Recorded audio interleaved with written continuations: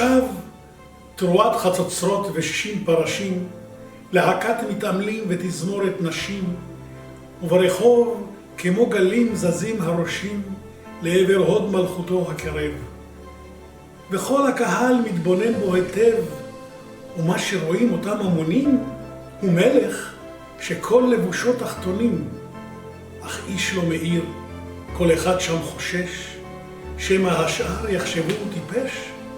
והמלך ממשיך וצועד בגאון, עד שילד אחד מתוך ההמון, שניסה על כתפי אמו למרום, לפתע צעק, יא, המלך עירום, אמא, הוא רק לובש תחתונים.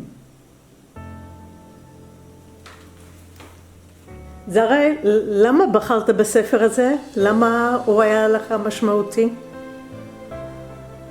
א', כילד, תמיד היה לי לא נעים להגיד לילדים, החברים שלי, מה אני באמת חושב עליהם, או על סוג של התנהגות שלהם, או על איך שהם מתנהגים אליי, ותמיד הבלגתי, אמרתי, היה לי קשה מאוד להגיד מה אני חושב על הילד, או לבקר אותו. ובניגוד לילד הזה, שהיה לו האומץ בין כל ההמון לצעוק שהמלך הוא עירום,